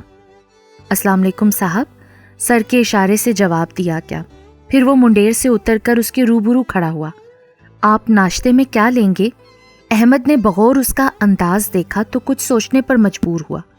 وہ کیوں اس کے سامنے بے خود ہو جاتی ہے کہ نظر اٹھاتی ہے تو پلک جھپکانا بھول جاتی ہے، اور جب حواس میں لوٹ کر نگاہ جھکاتی ہے تو اٹھانا بھول جاتی ہے۔ کہیں جو وہ سمجھ رہا ہے وہ حقیقت تو نہیں؟ عدن نے نگاہ اٹھائی، پھر فوراً جھکا لی کہ وہ اس کی طرف متوجہ تھا۔ آپ بتا دیں کیا لیں گے ناشتے میں؟ وہ روحان سی ہوئی۔ گھر میں سب کی پسند اسے معلوم تھی سوائے اس شخص کے۔ اس نے گہری سانس لیتے سر کو نفی میں جنبش دی اور قدم حویلی کی طرف بڑھائے۔ صاحب پلیز بتائیں نا کیا پسند ہے آپ کو کھانے میں؟ وہ بھاگ کر اس کے پیچھے لپکی۔ وہ ایک دم پلٹا تو عدن سے ٹکراتے ٹکراتے بچا، جھنجھلا کر اس بے وقوف لڑکی کو دیکھا۔ کیا مسئلہ ہے؟ کچھ نہیں کھانا مجھے، تیزی سے موبائل پر ٹائپ کرتے اس نے عدن کے سامنے کیا۔ آپ مجھے اشارے سے بھی بتا سکتے ہیں صاحب، لکھنا ضروری نہیں، میں سمجھ لوں گی آپ کی بات۔ نہ جانے عدن نے کس زام میں کہا۔ واقعی استہزائیہ ابرو اٹھاتے گویا عدن کو چیلنج کیا۔ آپ کو یقین نہیں ہے میری بات کا صاحب؟ وہ پھر جوش میں آئی۔ ٹھیک ہے، آپ کچھ کہیں، پھر میں بتاتی ہوں آپ نے کیا کہا۔ احمد سینے پر بازو لپیٹے پوری طرح اس کی طرف متوجہ ہوا تو اس کی پلکیں جھپک گئیں۔ اس نے بغور ان سرخ ہوتے عارض اور لرزتی پلکوں کو دیکھا۔ میری طرف دیکھو، یوں سر جھکا کر تم کیا سمجھ سکو گی کہ میں کیا کہہ رہا ہوں؟ بات سمجھنے کے لیے میری طرف دیکھنا ضروری ہے۔ پھر اس نے تیزی سے موبائل میں ٹائپ کرتے عدن کے سامنے کیا تو پھر اس نے نگاہ اٹھائی۔ اف، اس چہرے کی طرف دیکھنا کسی امتحان سے کم تھوڑا ہی تھا اس کے لیے۔ اس نے انگلی سے اپنے سینے کی طرف اشارہ کیا، پھر اس کے 2 رنگوں کے دلکش دوپٹے کی طرف، انگلی انگوٹھے کی مدد سے نوٹ گننے کا سائن، پھر دائیں ہاتھ سے اپنے چہرے کو فوکس کرتے شہادت کی انگلی اور انگوٹھے کو راؤنڈ کیا۔ یعنی مطلب یہ تھا، تم نے میرا دلایا سوٹ پہن رکھا ہے اور تم اچھی لگ رہی ہو۔ پچھلی طرف سے آتی رضیہ نے اس منظر کو دلچسپی سے دیکھا۔ وہ آبدہ کے کہنے پر اسے بلانے آئی تھی، معلوم نہیں تھا کہ عدن اس وقت یہاں پر ہوگی۔ اوہ، میں سمجھ گئی، میرا دوپٹہ اچھا ہے نا؟ عدن کا چہرہ تمتمایا، مگر وہ تعصب سے سر جھٹکتا آگے بڑھ گیا، جبکہ رضیہ ہنس پڑی۔ وہ بخوبی سمجھ چکی تھی کہ کہنے والا کیا کہہ گیا ہے عدن سے۔ عدن نے اسے گھورا۔ آ جائیں بی بی، سب لوگ ناشتے کے لیے بیٹھ گئے ہیں۔ عدن کو شبہ ہوا کہ رضیہ کے سمجھ میں احمد کی بات آ گئی ہے۔ اس نے رضیہ سے پوچھا، مگر رضیہ ٹال گئی۔ 23 برس بعد سفینہ پھوپھو اپنی 2 بیٹیوں اور شوہر کے ہمراہ حویلی آئی تھیں۔ اتنے برسوں بعد عارف صاحب کا غصہ بھی ختم ہو ہی گیا تھا اپنی بہن کے لیے، جبکہ عدن رمیسا کو دیکھ کر حیران تھی۔ کانوں میں ایک جملہ متواتر گونج رہا تھا، زید میرے ماموں کا بیٹا ہے۔ گویا رمیسا سچ کہتی تھی، جبکہ عدن اسے پھر بھی مذاق ہی سمجھ رہی تھی۔ میں تمہیں بتا نہیں سکتی عدن، میں تمہیں دیکھ کر کس قدر ایکسائٹڈ ہوں۔ رمیسا عدن کے دونوں ہاتھ تھامے نان سٹاپ بول رہی تھی، جبکہ وہ مسکراتے ہوئے رمیسا کی بے سروپا باتوں کو سن رہی تھی۔ پہلی بار اپنے ماموں اور کزن سے مل کر بہت خوش ہو رہی ہوں، جنہیں صرف میں نے تصویروں میں دیکھا تھا۔ رمیسا کی آنکھیں نم تھیں۔ یہ سب سکندر بھائی کی وجہ سے ممکن ہوا ہے، انہوں نے ماموں کو منایا۔ عدن تم بہت لکی ہو، چاہے جیسے حالات ہی صحیح، مگر تم سکندر بھائی کی بیوی ہو۔ اگر میری زندگی میں کسی اور کے لیے گنجائش ہوتی نا تو میں سکندر کو تم سے چھین لیتی۔ عدن جو حیرت سے اس کی خوشی دیکھ رہی تھی، آخری بات پر چونکی۔ کسی اور کی گنجائش؟ مطلب تم نے مجھ سے کچھ چھپایا ہے؟ سوری، میں بتانے والی تھی، مگر وہ حادثہ ہو گیا یار۔ تم ٹھیک تو ہونا عدن؟ اس نے عدن کی کملائی رنگت اور پھیکا سا چہرہ دیکھتے تشویش سے پوچھا۔ ہاں میں ٹھیک ہوں۔ اور یہاں خوش ہونا؟ ہاں بہت خوش ہوں۔ تم بہت بدل گئی ہو عدن۔ وقت کے ساتھ لوگ بدل ہی جاتے ہیں رمیسا، اور جو نہ بدلے نا، قسمت انہیں بے رحمی سے بدل دیتی ہے۔ عدن نے یاسید سے کہا۔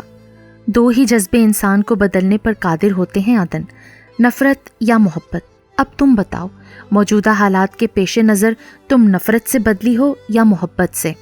عدن اس کے اندازے پر ہکا بکا رہ گئی، مگر اس سے قبل کہ وہ کچھ بولتی، ارسل نے رمیسا کو پکار لیا۔ وہ اگلے ہفتے آنے کا وعدہ کر کے اٹھی تھی۔ ان دنوں حالات نے ایک دم سے گویا پلٹا کھایا تھا، کیونکہ نامہربان چہرے جن میں سر فہرست آئی تھیں عدن پر مہربان نظر آ رہی تھیں، اور وہ جو ہمیشہ اس کے لیے آسانیاں ڈھونڈتے تھے لا تعلق نظر آ رہے تھے، جن میں زید، ارسل اور فیروز چاچو شامل تھے۔ انہیں اپنے ہر کام کے لیے عدن کی ضرورت ہوتی۔ اگر وہ کھانا بناتی تو کئی نقص نکالتے، اگر کسی کام میں معمولی سی دیر ہو جاتی تو بلا جھجک جھڑک بھی دیتے۔ تائی اور آبدہ حیرت سے ان کے بدلے ہوئے انداز نوٹ کر رہی تھیں۔ آخر کیا ہو گیا تھا ان تینوں کو جو یوں اچانک بدل گئے تھے؟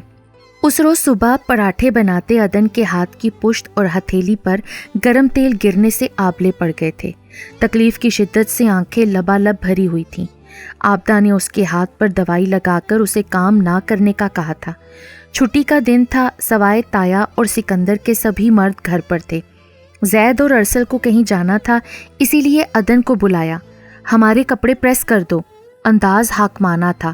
احمد کے علاوہ عابدہ بھی لاؤنج میں ہی موجود تھیں۔ رضیہ سے کہو، وہ کر دے گی، دیکھ نہیں رہے اس کا ہاتھ کتنا جل گیا ہے، استری کیسے پکڑے گی یہ؟ عابدہ نے دونوں کو گھورا، جبکہ عدن سر جھکائے کھڑی تھی۔ دل کی حالت بہت قابل رحم تھی۔ احمد نے اس کا سرخ چہرہ دیکھنے کے بعد ہاتھ کو دیکھا جو اچھا خاصا جل گیا تھا۔ اماں زید سے کہتے باہر نکل گئیں تو زید نے عدن کو گھورا جو پلٹنے والی تھی۔ سنو میڈم، زید کے اس انداز پر احمد حیران رہ گیا۔ یہ تو طے ہے کہ میرے کپڑے تم ہی پریس کرو گی۔ وہ اٹھ کر اس کے مقابل آیا تو لبالب بھری آنکھوں کو دیکھ کر ایک پل کے لیے بے چین ہوا، مگر پھر سر جھٹکا۔ ایک ہاتھ جلا ہے نا تمہارا، وہ بھی معمولی سا، دوسرا تو سلامت ہے نا، اب جاؤ یہاں سے، کپڑے استری کرو۔ احمد جھٹکے سے اٹھ کر ان کے قریب آیا۔ ارسل مزے سے صوفے پر پھیل کر بیٹھ گیا، گویا ابھی کسی من پسند ڈرامے کا پسندیدہ سین دیکھنے جا رہا ہو۔ تم نے سنا نہیں اماں نے کیا کہا؟ رضیہ کر دے گی کپڑے پریس۔ سفید شلوار سوٹ میں ملبوس احمد پورے قد سے عدن کے پہلو میں کھڑا بھائی سے مخاطب تھا، جبکہ عدن تو گویا مرنے والی تھی۔ کیوں؟ یہ کیوں نہیں کر سکتی؟ زید جھنجھلایا۔ مجھے اسی سے کروانے ہیں۔ زید! اگر جو وہ بول سکتا تو پوری حویلی اس کی گرج سے لرز اٹھتی۔ آئندہ میں نہیں دیکھوں کہ تم اپنے فضول کاموں کے لیے عدن کو پکار رہے ہو۔ رضیہ سے کہو اور تم جاؤ یہاں سے۔ احمد نے ہاتھ کے اشارے سے عدن کو وہاں سے ہٹایا تو وہ تیزی سے پلٹی۔ واہ صاحب، کیا آپ کے کام نہیں کرتی وہ؟ ارسل کو ایک دم غصہ آیا۔ یا آپ کو 7 خون معاف ہیں بھائی؟ مجھے خود سے کمپیئر مت کرو ارسل، اور آئندہ اگر اسے تنگ کیا تو یاد رکھنا بری طرح پیش آؤں گا، احمد نے سختی سے کہا۔ یا حیرت، یہ میری گنہگار بصارتیں کیا دیکھ رہی ہیں کہ عدن بلال کے لیے اس گھر کے شہزادوں کو ڈانٹا جا رہا ہے۔ زید اور ارسل پر غشی طاری ہوئی تو وہ پلٹا، مگر اپنے پیچھے جناتی کہہ سن کر خود بھی مسکرا دیا، جبکہ ہال کی دیوار سے ٹیک لگائے عدن کی نگاہیں دور جاتے اس شخص کی پشت پر جمی تھیں۔ تیری کوشش تیری تدبیر ہونا چاہتا ہوں، میں تیرے ہاتھوں کی تحریر ہونا چاہتا ہوں۔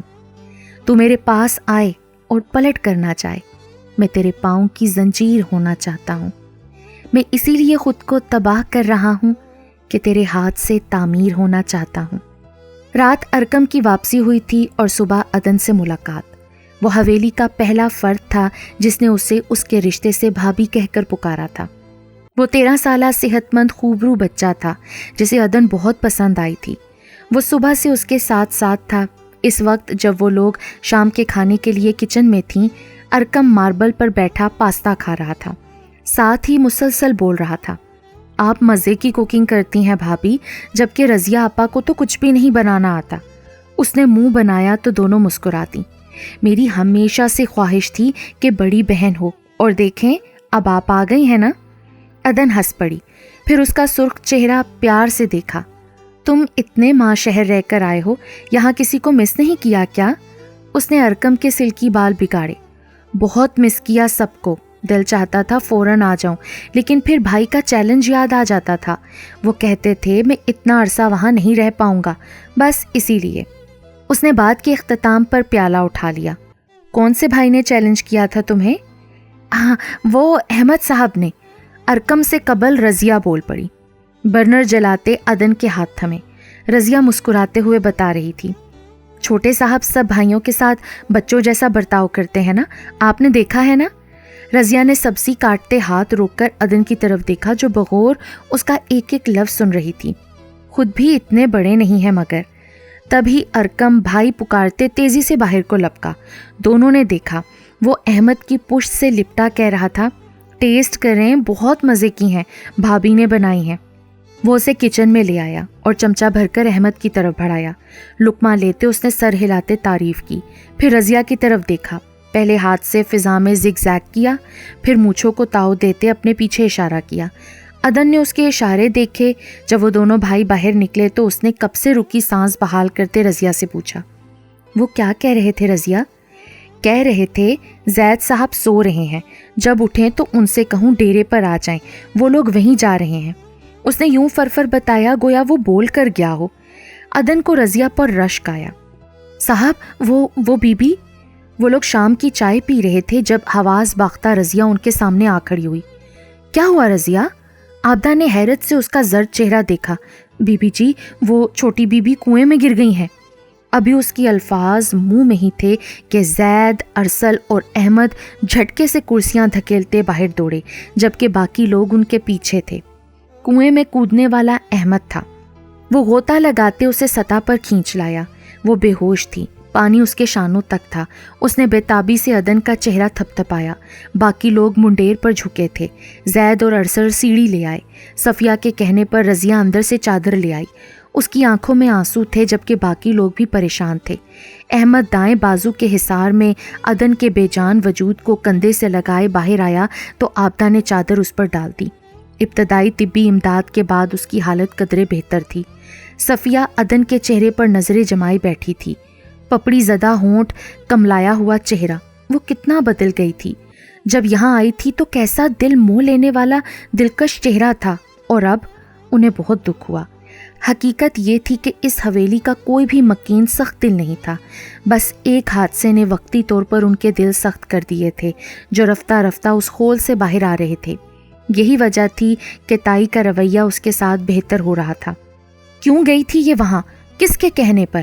عابدہ نے رضیہ کو ڈانٹا۔ جب سب کو معلوم ہے اسے پانی سے ڈر لگتا ہے تو اسے وہاں بھیجنے کا کیا مطلب ہے؟ جان لینی تھی کیا اس کی؟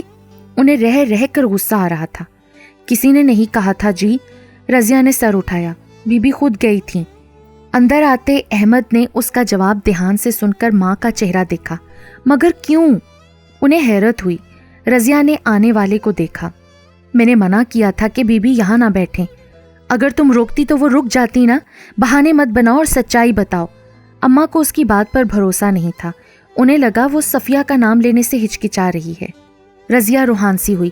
میں سچ کہہ رہی ہوں بی بی، اس روز سکندر صاحب وہاں بیٹھے تھے نا کنویں پر پیر لٹکائے، تو بی بی نے مجھے کہا کہ مجھے بھی اب کنویں سے ڈر نہیں لگتا، مگر وہ پھر بھی گر گئیں۔ احمد تیزی سے باہر نکل گیا، جبکہ دونوں خواتین ہکا بکا رہ گئیں۔ ان کی روٹین تھی جب وہ بھائی فارغ ہوتے تو حویلی کی پچھلی طرف کرسیاں بچھا کر کارڈز کھیلتے۔ اس روز بھی وہ کھیل رہے تھے جب انہیں دیکھتے ارکم کو ایک دم خیال آیا۔ سائم کی بھابی بیبی لے کر آئی ہیں۔ ہمارا بیبی کب آئے گا بھائی؟ اس نے جس قدر اشتیاق سے پوچھا تھا، سبھی لڑکوں کو کھانسی کا شدید دورہ پڑ گیا۔ ارکم، ایسی باتیں نہیں کرتے یار۔ احمد نے اس کا گال چھوا تو وہ اوکے کہتا اٹھ کر حویلی چلا آیا اور سیدھا کچن میں آیا، جہاں عدن آٹا گوندھ رہی تھی۔ رضیہ تائی کے پاس تھی، ارکم کے پیچھے وہ بھی کچن میں آئی تھی۔ بھابی، وہ جمپ لگا کر ماربل ٹاپ پر بیٹھ گیا۔ جی ارکم، کچھ کہنا ہے آپ کو؟ آٹا ڈھک کر ہاتھ دھوتے مصروف سے انداز میں اس نے پوچھا۔ ہمارے ہاں بیبی کب آئے گا؟ ہمارا بیبی؟ عدن کے ہاتھ ساکت ہوئے۔ پلٹ کر حیرت سے ارکم کا پرجوش چہرہ دیکھا۔ کیا مطلب؟ اسے ارکم کی بات سمجھ میں نہیں آئی تھی۔ وہ کس کے بیبی کا ذکر کر رہا ہے؟ سائم کی بھابی لائی ہیں بیبی ہاسپٹل سے۔ تو بھابی آپ کب لائیں گی؟ عدن نے ایک دم سے اس کی طرف سے رخ موڑا اور رضیہ مسکرا دی۔ ارکم، نوڈلز بنا دوں بیٹا؟ چند لمحوں بعد اس نے بات کو پلٹ دیا۔ جی بنا دیں، میں بڑی اماں کے پاس ہوں، وہیں لے کر آئیے گا۔ وہ کہتے ہوئے باہر نکل گیا تو عدن نے گہری سانس لی۔ رضیہ کھلکھلا کر ہنسی تو وہ خود بھی مسکراتی۔ ان دنوں عدن کی زندگی دوہری اذیت میں تھی۔ جب رمیسا کی حویلی میں آمد ہوئی، وہ عدن کے کنویں میں گرنے کے بعد اس کی خیریت معلوم کرنے آئی تھی۔ اسے رضیہ نے بتایا کنویں سے اسے سکندر نے نکالا تھا۔ وہ حویلی میں ہی تھے، جبکہ اسے یاد تو نہیں پڑتا تھا کہ اس نے کسی نئے چہرے کو دیکھا ہو، کیونکہ جب سے عدن اس حویلی میں آئی تھی اس نے سکندر کو دیکھا تک نہیں تھا، اور شاید ایسا سکندر اسے سزا دینے کے لیے کر رہا تھا۔ بڑی بیگم صاحبہ نے مجھے بہت ڈانٹا تھا جی، رضیہ بارہا اسے تفصیل بتا چکی تھی۔ وہ غائب دماغی سے رمیسا کو سن رہی تھی۔ میں نے اس روز زید کو پہچان لیا تھا، تصویریں دیکھ رکھی تھی میں نے، پھر احمد مل گئے، پر میں احمد کے پیچھے نہیں تھی یار، وہ کوئی اور تھا۔ کون تھا وہ؟ وہ زید ہے۔ تم زید کو پہلے سے جانتی تھیں؟ عدن نے الجھن آمیز لہجے میں پوچھا۔ روبرو نہیں ملی تھی، سکندر کے ساتھ دیکھا تھا، پھر ان سے ملنا بھی تھا کہ وہ ماموں کو منائیں، کیونکہ ماموں ان کی بات نہیں ٹالتے۔ سکندر تمہیں کہاں ملے؟ اس نے بے چینی سے پوچھا تو رمیسا نے حیرت سے اس کی طرف دیکھا۔ ابھی بتایا تو ہے، بلکہ پہلے بھی بتایا تھا کہ پچھلے 4 ماہ سے احمد باقاعدگی سے ہمارے ہاں آتے رہے ہیں۔ پہلے تم نے سکندر کہا، اب تم احمد کہہ رہی ہو۔ عدن تو رو دینے کو تھی۔ یہ انکشاف جان لیوا تھا کہ کیا احمد ہی دراصل سکندر ہے؟ مجھے تمہاری طبیعت ٹھیک نہیں لگ رہی عدن۔ رمیسا نے تشویش سے اس کا زرد چہرہ دیکھتے ہاتھ تھامے۔ عدن نے آنکھوں میں نمی لیے بے بسی سے اسے مخاطب کیا۔ ارے مجھے بتاؤ نا رمیسا، احمد اور سکندر کون ہیں؟ کیا ہو گیا ہے یار تمہیں؟ تم اپنے شوہر کو نہیں جانتی؟ رمیسا نے اسے ڈانٹا۔ رمیسا جی، بی بی اس حقیقت سے ناواقف ہیں۔ رضیہ نے وہاں آ کے ان پر پہاڑ گرایا۔ دونوں نے بے یقینی سے اس کا چہرہ دیکھا۔ چھوٹے صاحب نے منع کیا تھا کہ بی بی کو پتہ نہ چلے۔ وہ دراصل سکندر ہی ہیں۔ سکندر احمد، کوئی انہیں سکندر کہہ کر مخاطب کرتا ہے تو کوئی احمد۔ وہ بہت غصہ تھے جی بھائی کے قتل پر۔ بھائی کی موت کے بدلے ان سے نکاح کر کے آپ کو اس حویلی میں تو لے آیا گیا، لیکن وہ آپ کو سزا دینے کے لیے آپ سے دور رہنا چاہتے تھے۔ اسی لیے انہوں نے سب کو منع کر دیا تھا کہ کوئی بھی ان کو سکندر کہہ کر نہ پکارے، سب ان کو احمد ہی کہیں۔ عدن کی آنکھ سے آنسوؤں کا ریلا بہہ نکلا، جبکہ رمیسا بھی حیران تھی۔ وہ ایسا کیسے کر سکتا تھا؟ جب عدن رو رو کر نڈھال ہو گئی تو رمیسا خود بھی رونے والی ہو گئی، اور یہی حال رضیہ کا بھی تھا۔ عدن پلیز چپ ہو جاؤ۔ رمیسا نے اس کے ہاتھ تھامے۔ میں جانتی ہوں تمہیں جان کر بہت دکھ ہوا ہے، مگر تم رو مت، بدلہ لو اس سے۔ اسے معلوم ہی نہ ہو کہ تم حقیقت جان گئی ہو۔ وہ اسے چپ کروانے کے جتن کر رہی تھی۔ پر میں ایسا کیسے کر سکتی ہوں رمیسا؟ کیوں نہیں کر سکتی؟ اگر وہ حقیقت چھپا کر تمہیں اذیت دے سکتا ہے تو تم کیوں نہیں؟ کیونکہ میں مجبور ہوں۔ کیسی مجبوری؟ رمیسا چونکی، جبکہ رضیہ مسکراتی۔ تم نے پوچھا تھا نا مجھے کس جذبے نے اتنا بدلا؟ حقیقت سے ناشنائی کے باوجود میرا دل خود بخود اس کی طرف کھنچتا تھا۔ تم جانتی ہو نا رمیسا، میں کچھ غلط برداشت نہیں کر سکتی۔ بعید نہ تھا کہ میں کوئی انتہائی قدم اٹھاتی اگر جو اس شام میں نے احمد کو نہ دیکھا ہوتا۔ اس کی دی کوئی سزا میرے لیے اعزاز سے کم نہیں۔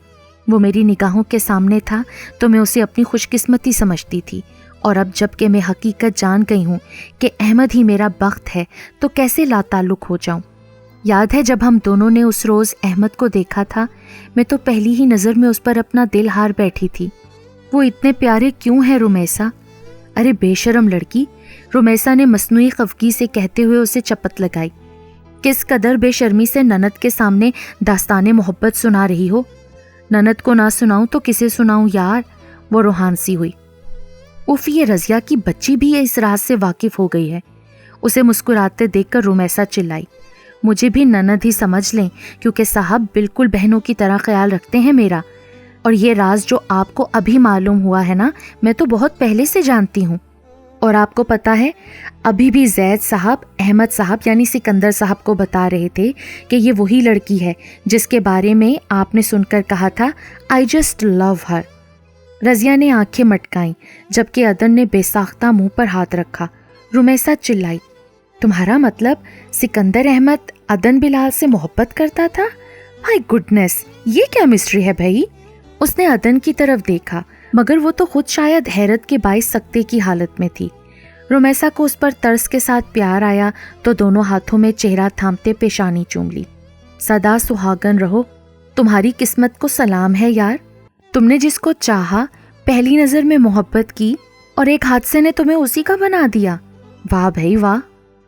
میں نے اپنی حقیقت تم سے اس لیے نہیں چھپائی تھی کہ میرا مقصد تمہیں سزا دینے کا تھا، کیونکہ میری نظر میں سزا بھی اسے ہی ملنی چاہیے جو خطا کرتا ہے، بے قصور کو نہیں۔ جس روز تم حویلی آئیں میں تمہارے پیچھے ہی آیا تھا اور سب دیکھ رہا تھا، لیکن اس سے قبل کہ میں بڑی اماں کو روکتا، تم نے خود ہی ان کا ہاتھ روک لیا۔ سچ بتاؤں تو مجھے اچھا لگا تھا تمہارا انداز۔ میری ہمیشہ سے خواہش تھی کہ ایک نڈر لڑکی ہی میری بیوی بنے۔ عدن کو ایک فولڈ پرچہ آج صبح رضیہ نے دیا تھا، اور اس وقت وہ کمرے میں دیوار سے ٹیک لگائے اسے نم آنکھوں سے پڑھ رہی تھی۔ تمہارے لیے میں نے شاپنگ بھی کی تھی جو میں نے رضیہ کو دی تھی، اور اسے منع کیا تھا کہ وہ تمہیں نہ بتائے۔ چوتھے روز جب تم کاموں سے انکار کر رہی تھی اور میرا یعنی سکندر نام لینے پر جب چاچو نے پلٹ کر دیکھا، میں تبھی فوراً پیچھے ہٹ گیا۔ پھر میں جب 18 روز بعد آیا تو تمہاری حالت دیکھ کر حیران رہ گیا۔ تم اتنا کیسے بدل گئی تھی؟ اور مجھے تمہارا ہارا ہوا وجود بالکل اچھا نہیں لگ رہا تھا۔ مجھے شاید غصہ آیا تم پر، اور یہی غصہ میں نے زید پر نکال دیا، جس کا مجھے ابھی تک دکھ ہے۔ میں اس بات پر یقین رکھتا ہوں کہ اللہ بھی ان کی مدد کرتا ہے جو اپنی مدد خود کرتے ہیں، تو یہی وجہ تھی میری تم سے لا تعلقی کی۔ اگر میں نے تمہارا نڈر انداز نہ دیکھا ہوتا تو میں کبھی تمہیں یوں تنہا نہ چھوڑتا۔ میں تمہیں اپنے برے رویے سے اکساتا تھا کہ آواز اٹھاؤ۔ تم پوچھو کہ جس کے ساتھ میرا نکاح ہوا ہے وہ سکندر ہے کہاں؟ وہ میرے حقوق کیوں نہیں ادا کر رہا؟ میں تمہارا منتظر تھا۔ تمہاری آواز پر لبیک کہنے والا پہلا شخص سکندر احمد ہی ہوتا۔ مجھے دن بدن تمہارے شکست خوردہ وجود سے جھنجھلاہٹ ہونے لگی۔ پھر میں نے غور کیا تو حقیقت کا ادراک ہوا کہ تمہاری اس قدر بدلنے کے پیچھے میری ہی ذات تھی۔ عدن نے بے ساختہ سسکی روکی۔ عجیب بات ہے نا عدن سکندر، میں جس ہستی کو سر اٹھا کر پورے حق سے اپنے گھر میں دیکھنا چاہتا تھا، وہ ہستی میری ہی وجہ سے بے توقیر ہو گئی۔ تائی اماں، زید، حتیٰ کہ رضیہ تک مجھے تمہاری طرف متوجہ کرنے کے جتن کرتے رہے۔ فیروز چاچو، ارسل، زید تمہارے ساتھ بے رخی کا ڈرامہ کر رہے تھے۔ اصل میں وہ مجھے غیرت دلانا چاہتے تھے، وہ مجھے تمہاری طرف متوجہ کرنا چاہتے تھے۔ بھلا انہیں کیا خبر تھی کہ میں تو کبھی تم سے غافل ہوا ہی نہیں، تو متوجہ ہونے کا کیا جواز؟ عدن نے ہتھیلی سے آنسو رگڑے۔ پھر وہ حادثہ جب تم کنویں میں گری، اف، مجھے لگا میں سانس نہیں لے پاؤں گا۔ تم میری وجہ سے تکلیف میں تھی، تبھی زید نے مجھے یاد دلایا۔ بھائی، یاد ہے آپ کو ایک لڑکی نے میری بہت انسلٹ کی تھی، مجھے تھپڑ بھی مارا تھا، اور جب میں نے آپ سے اس کا ذکر کیا تو آپ نے ہنستے ہوئے کہا آئی جسٹ لو ہر۔ عدن اس جملے پر ٹھٹکی، دل ڈوب کر ابھرا۔ زید کے بتانے پر پتا چلا کہ وہ تم ہی تھی۔ تب میں 4 ماہ بعد چونکا۔ ہاں، یہ سچ تھا، مجھے اس نڈر لڑکی سے محبت ہو گئی تھی جس نے زید کی عقل ٹھکانے لگائی تھی۔ عدن کے لبوں کو بے ساختہ مسکراہٹ چھو گئی، وجود ہلکا پھلکا ہو گیا۔ وہ جملہ تو میں نے خیر غصے سے کہا تھا، لیکن اب یہی حقیقت ہے۔ کیا تم مجھے معاف کر سکو گی عدن سکندر احمد؟ آگے صفحہ خالی تھا۔ عدن اسے سینے پر رکھے مسکراتے ہوئے لیٹ گئی۔ معافی کیسی احمد، میں تو کبھی آپ سے ناراض تھی ہی نہیں۔ احمد کے دوست کی شادی تھی، پچھلے 3 روز سے وہ شہر میں تھا۔ در حقیقت وہ عدن پر تمام سچائی ظاہر کرنے کے بعد سامنے جانے سے ہچکچا رہا تھا۔ عدن نے صرف ایک ہی بات کہی تھی جب تائی عابدہ اور زید اسے رضیہ کے کمرے سے لے جانے کے لیے آئے تھے۔ کیا مجھے اتنا حق مل سکتا ہے اماں؟ اس نے ایک ہاتھ سے صفیہ اور دوسرے سے عابدہ کا ہاتھ تھاما۔ آنکھوں میں آنسو تھے۔ زید باہر نکل گیا۔ وہ آج بھی اس لڑکی کو بے بس نہیں دیکھ سکتا تھا۔ اسے اپنے بھائی سے عشق تھا اور اس لڑکی کو بھی۔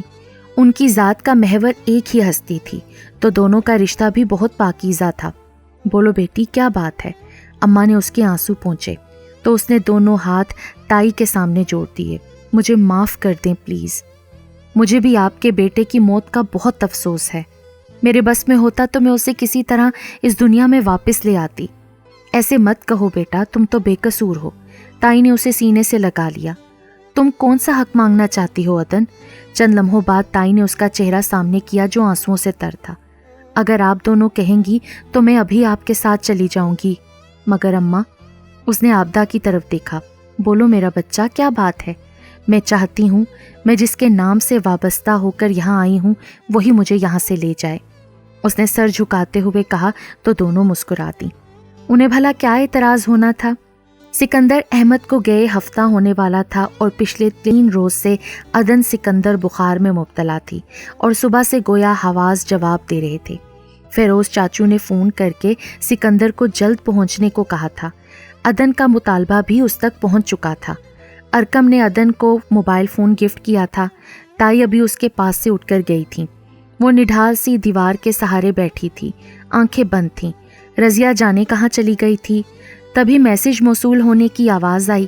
دھڑکتے دل کے ساتھ فون اٹھایا۔ اسے ایک دم اپنے پاس کسی محبوب ہستی کا گمان ہوا تھا۔ ایک تصویر موصول ہوئی تھی، وائٹ برائڈل ڈریس میں انتہائی خوبصورت برائڈ جس کے قدموں میں دولہا دونوں ہاتھ پھیلائے پنجے کے بل بیٹھا سر اٹھائے اس شہزادی کی مسکراہٹ پر نثار ہوا تھا۔ ساتھ ایک نظم تحریر تھی، بس ایک معافی ہماری، توبہ جو کبھی ستائیں تم کو، لو ہاتھ جوڑے کان پکڑے، اب اور کیسے منائیں تم کو؟ جو سچ کہیں تو تمہیں تو غصے نے اور دلکش بنا دیا ہے. ہمارے من کو تو سوچتی ہے کہ اور غصہ دلائیں تم کو. تو کیا اب تک ہماری نظروں کے سب تقاضوں سے بے خبر ہو؟ ہمیں تم سے محبت ہے پگلی، اور اب کیسے بتائیں تم کو؟ اس کا چہرہ بے انتہا سرخ ہوا. لبوں پر مسکان لیے نگاہ اٹھائی تو سامنے دیوار سے پشت ٹکائے، سینے پر بازو لپیٹے، دلکش مسکان اور آنکھوں میں محظوظ اور دلچسپ سی کیفیت لیے وہ پوری طرح اسی کی طرف متوجہ تھا. عدن سکندر نے بوکھلا کر نگاہ جھکا لی. شکر خدا کا یہ شخص بول نہیں سکتا. بے قابو ہوتی دھڑکنوں کے ساتھ اس نے کلمہ شکر ادا کیا اور سکندر احمد جیسے اس کے چہرے پر لکھی تحریر پڑھ کر بے ساختہ کھلکھلا کر ہنس پڑا. 11 ماہ بعد حویلی میں اس روز خوشی کا سما تھا، کیونکہ اس روز سکندر احمد کی بیٹی کا عقیقہ تھا. عنایا سکندر کی صورت حویلی کے مکینوں کے ہاتھ جیتا جاگتا کھلونا آ چکا تھا. ارسل، زید، صفیہ، چاچو، عابدہ، پورا دن وہ ایک ہاتھ سے دوسرے ہاتھ میں سفر کرتی، جبکہ ارکم تو خوشی سے پاگل ہو چکا تھا. وہ ہمہ وقت اسے گود میں لے کر بیٹھے رہنا چاہتا تھا. یہ میرا بیبی ہے.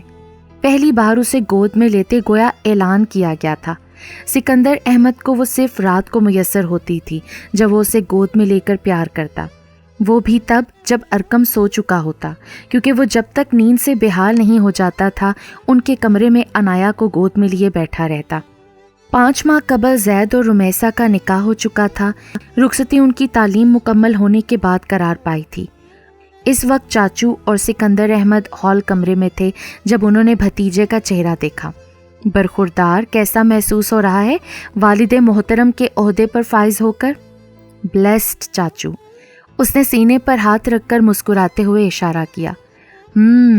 تو تم نے مجھ سے کیوں چھپایا تھا کہ تمہیں عدن سے محبت تھی، وہ بھی پہلے سے؟ کیا مطلب؟ احمد حیران ہوا. آپ سے کس نے کہا؟ اس نے اشارے سے پوچھا. کیوں، تم ہی نے تو زید اور ارسل کو بتایا تھا نا کہ آئی جسٹ لو ہر.